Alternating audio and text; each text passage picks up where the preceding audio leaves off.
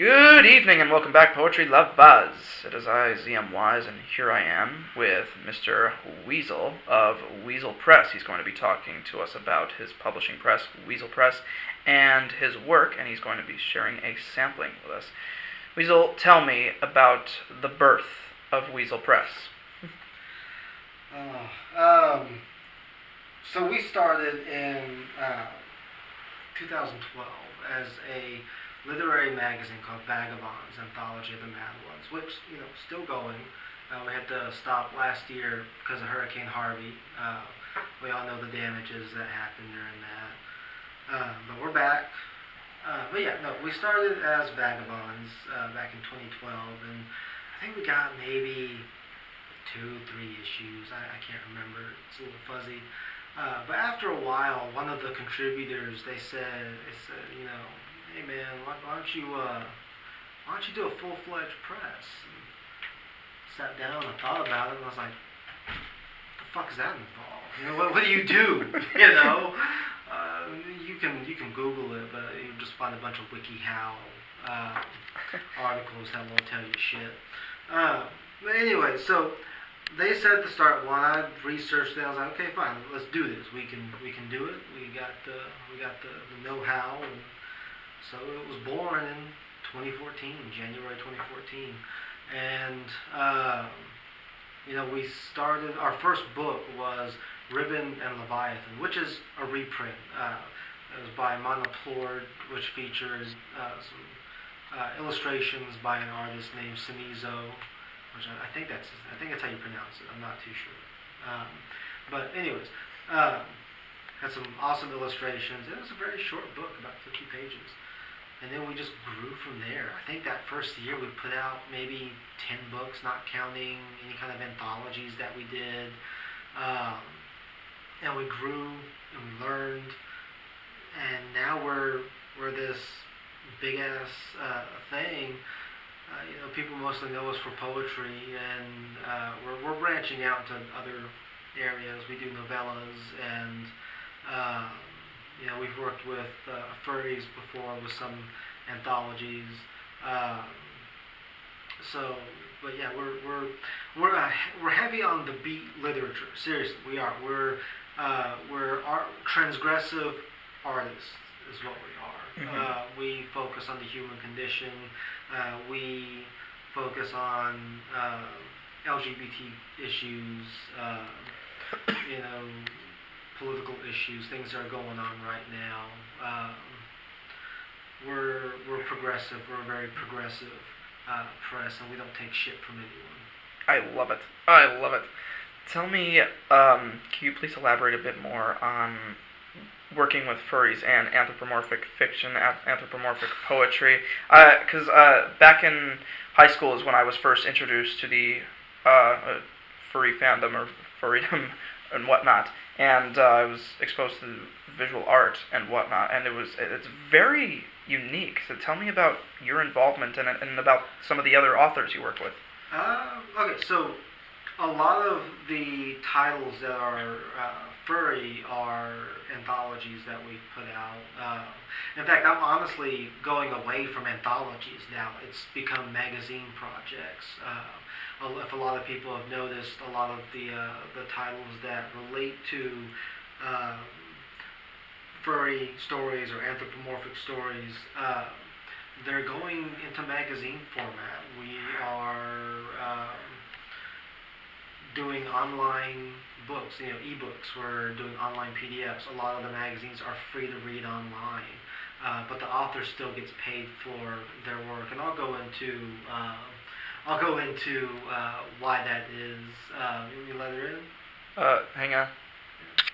Hang on, let me pause. Hang on. How do I pause this bloody thing?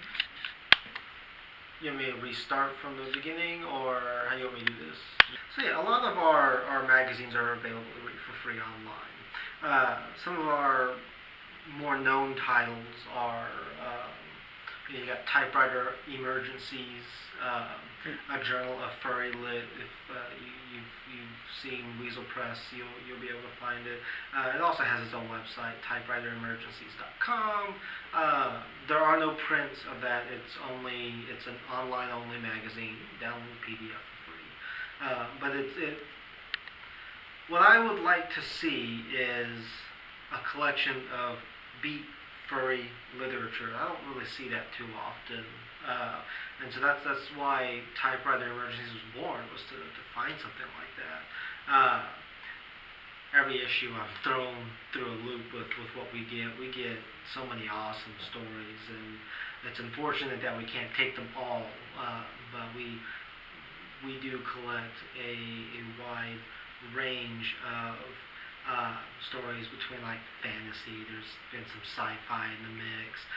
There's been a different take on anthropomorphism. Some of the stories in there aren't traditional human-like animal characters. It's not your traditional Zootopia-like characters. You have more feral animals that have human thoughts and so on and so forth. So what we work with in the furry fandom, we're all over, man. We have erotic anthologies like Knotted, BDSM anthology. We have a horror magazine coming out that's furry. Sweet. I hope we get some submissions for that, but it's called Dread, a furry horror mag, and it's going to be like a no sleep Reddit, pretty much. The stories are supposed to feel real.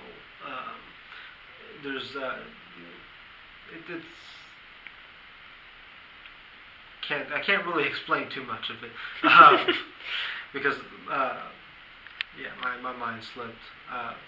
But no, when it comes to like the furry horror magazine, the stories are supposed to feel real. You're supposed to be able to suspend disbelief. That's the word I was looking for. Suspend disbelief. So if you've ever read any of the no sleep stories on there, they're pretty fucking crazy. And that's what we're looking for is that type of horror that you sit there and you almost question, fuck, that could be real. If you got if you're interested in working on conspiracy theories, that might be something that you want to write about, or if you want to do a werewolf type story, just make it feel real. Mm-hmm. You can see all types of fake surveillance on YouTube that it's fake, but you're almost like, it kind of looks real. How they fucking do that? You can see there's lots of resources that you can use. But yeah, we have that going on, and then we have just a general erotic furry magazine called Furnicate. I thought it was pretty hilarious. I love it. I love it. But in regards to like the actual books that we've published, not gonna lie, we haven't published too many. I mean, we have books by Vixie Fox, who is a well-known author in the community. We've published Reach for the Sky and Improbable, Never Impossible, I think is what the title is. And those are reprints because they were published prior. They had some kind of self-publishing thing going on. It was 3 or 4 years ago. I don't really remember the details. Mm-hmm. But yeah, we published books by Vixie Fox, Bill Kiefer, also known as Greyflink. He has a book out with us called The Goat: Building the Perfect Victim, which is a fuck. Like every time I think of that book, that's my thought. It's like, fuck. I pick it up and I put it down. And I'm like, that really happened. I sit there. I have to think about that. Yeah. That's the only way I can describe the book is just you pick it up and you set it down and you just go, fuck. Because it's a very detrimental book. Mm-hmm. It deals a lot with domestic violence. It has the main character is just not a good person, and you can't root for him as a good person. He's a villain and is the main character, and you're like, man, I hope you fucking rot. And you just have to read it. You really do. It's a novella by Bill Kiefer. That's on our erotic imprint, Red Ferret Press. Right on, right on. Yeah, I remember the conception of that. Yeah. that whole conversation. Yeah. And Red Ferret Press has been kind of slow. We've been doing things on the non-erotic side lately. Really?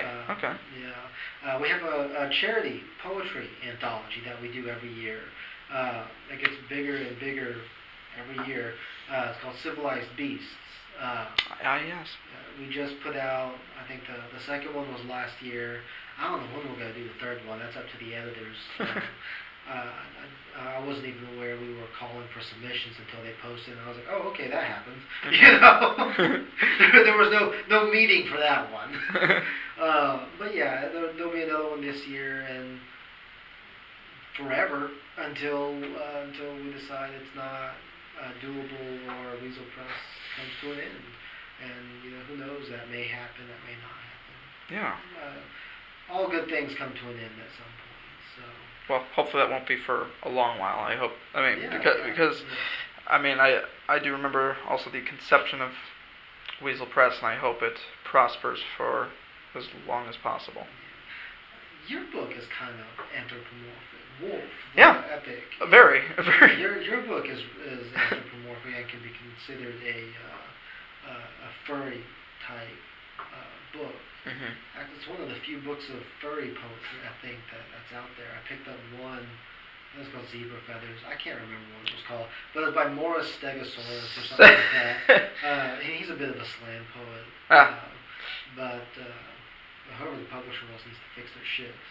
That book, though the poetry's great, but the book itself looks a little awkward. Yeah. So, but yeah, we're working with the community as best we can. You know, I lurk around the forums and whatnot. I lurk around the Furry Writers Guild, and I try to listen to what they're saying. And you know, one of the biggest things that has come out recently was that the pay, you know, was all right, but they kind of wish there was a higher pay rate. And so, one of the things that I've seen, this may piss some people off. Yeah, go right ahead. The anthology market sucks. It just does. Mm-hmm. You have a fucking amazing anthology, and then you have, you know, pretty decent novel. You know, not bad, not amazing, but you know, pretty decent. And you know, probably what's going to sell more is the novel. Readers, they like to stick with that one author. Yeah. It's pretty frequent. Mm-hmm. I mean, maybe the horror market and the sci-fi market sees a higher amount of sales on anthologies, but you know, from the publishers I've talked with in the furry fandom, anthologies don't really sell too much. At least not as much as they would like. I know on my end, anthologies don't sell that much. So a lot of money goes into making an anthology when you think about it. Yes, that's true. Know, you have to pay the authors some type of monetary payment. A lot of the times, or the standard is 1/2 cent per word. And I think that's what we were paying for a while up until Typewriter Emergencies. And I think now that's about 1 cent per word, and you know, up to 2,500 words on a short story. So you get $25. So, but anyways, you gotta pay them. So you know, pay out you add the cost for that. You add the cost to get the cover art and all of that. And you don't always make your investment back. You know, people say, hey, you do a convention. Well, you got to pay for that too. You can't just go there for free. You know, the problem is the investment worth doing? And for us, the investment has not been worth doing. Not because we won't make any sales, but because we probably won't earn our investment back and then some. And if we can't earn our investment back, there's not a whole lot of point for us to do it. We get out through other methods. The free magazines, we just do it because we want to. Right. Yeah. I gotcha. All right. So before we conclude this, tell us briefly about your work. I know you're a man of many talents, whether it's essays, anthropomorphic fiction, poetry, um, and then after you explain that to us, read us one piece that really speaks to you. All right. So I've published, I think, about 7 books so far. The majority of that was poetry. I started out as a poet, and just recently I got into fiction writing. I have one book with Thurston Howell Publications called "We Live for Half Moons," and you can sort of see it there. You know, there's some shit going on the cover. I haven't memorized the cover enough to know what's going on the cover, but there's shit going on. And so I published that a couple of years ago. Okay. And then I got a part 2, or kind of a part 2. This was done last month, December, last month. Jazz at the end of the night, which caters, which has some short stories that act as a part 2 to that there, and just some unrelated stories that are within the same universe, all focusing on real issues, drug addictions, alcohol addictions, wanting to kill yourself, a lot of suicidal thoughts in here, a lot of depression and anxiety, things that everyone can relate to. Yeah. They may not relate to how these people handle it, but you can relate to what happens in here. It's a very dark book, pretty much, and a lot of people have said that this is an exercise in nihilism. That was last year. It's on Amazon. You can find it on Amazon. Or you go to poetweasel.com and find it there. Sweet. And then the first look. No one knows this exists. I'm going back into poetry for a little bit. My last book of poetry was A Warm Place to Self-Destruct, which you wrote the foreword to. A high honor, I consider that. We got Peel Back the Skin, which I don't know when it'll be out. It'll be out at some point. And if you notice the logo, that is Weasel Press. That'll be my first book on Weasel Press, because I don't publish my shit on my own press. Right. For a lot of reasons, and people can email me and ask me that. I'm not going to go into detail here. So, yeah. But you want me to read 1 or 2 pieces? For now, 1. Yeah. 1. All right. So I'll read. Unless you have like 2 very short ones.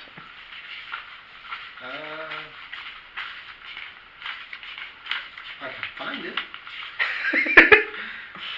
I put these in order this morning, and this was exactly how I wanted the order to be, and I cannot find. Fun with flipping through pages. I know, right? I know I'm taking up, here. So this poem is about the time I drove down, Christmas time, for my husband's family, or the in-laws. We stopped at the gas station in Mississippi, and some shit went down. Oh boy. Not a whole bunch of shit, but you get the idea from the poem what happened. Right on. Passing through, passing through. Stop for gas at the border of Mississippi. Mom and pop station where the tanks wore their dust as badges because they survived and still haven't retired. We walked in to pay the bill, grabbed ourselves a bottle of caffeine to wake up from seeing trees, dirt, and cars. That's all there is when you're trekking across state lines, emptiness on the road. The cashier's hands shook as she rung up our pile of candy bars and energy drinks, and I wonder if the cracks in her hands spread her skin like earth when it quakes. 2 men stood on each side like bodyguards. Crumbs shuffled through their beards as they stared us down, and while I reached for my wallet, one leaned over. What's a brown boy like you doing this side of Mississippi? I looked over to my husband and whispered for him to wait in the car, and responded, just passing through. His eyes searched for something inside me as if to find any excuse to say I was lying. He brushed his denim jacket back and revealed his 45 hanging at the waist of his pants, his hands eager to pull it out and shoot me dead. I stared them down. Our eyes fought like two flames in separate fires, each flicker adding fuel to each other's disgust. She gave me a total and I slid $25 across, raised the sleeves of my hoodie, and didn't wait for the change. I wanted to tell him to stuff his pride up his ass and pull the trigger. He wanted to be a man and beat his chest with his gun, say he killed the brown boy because it's people like me who make America suffer. Oh, Yeah. damn. So, yeah, a little mom and pop gas station. Oh. Mississippi's not the No. kindest to, No. to people like me. So, No. I can only imagine. so it's not as bad in Alabama as I imagined, though. Alabama's a lot smoother than Mississippi. Yeah. So, how did that situation end? Well, we got gas. Obviously, my head ain't blown off. Yeah. I didn't go back inside for the change. There was, I think, maybe $5. I let the cashier keep it, and we drove off. We got out, and we never stop in Mississippi. We will never stop in Mississippi. We make the trek to Alabama once a year. We never stop in Mississippi. I don't care what it's for.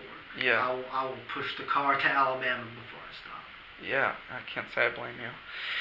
Well, thank you very much for taking the time to speak with us, Weasel. Can you give us, why don't you plug your links? Yeah, go to weaselpress.com. That's publishing central for me. If you want to get info on my stuff, go to facebook.com/poetweasel or poetweasel.com to get all of my Twitter links and everything. And if you're a big fan of Twitter and people being pissed off, that's where you want to go. Guilty. Yeah, twitter.com/weaselpress. And you can look up Bad Hombre Weasel on Twitter and find me. But yeah, and look out because I'll have a book release at some point. When? I don't fucking know, but it'll be out somewheres. And look out for a poetry CD. I've got some recordings done. It'll be about 18 tracks. Look out for that. It's going to happen. And, submit some poetry. Submit some other shit. Go to weaselpress.com. Figure out what we're open for. Submit. Right on. You heard it from him, everyone. Here's Weasel signing off. Yep. Poetry lives.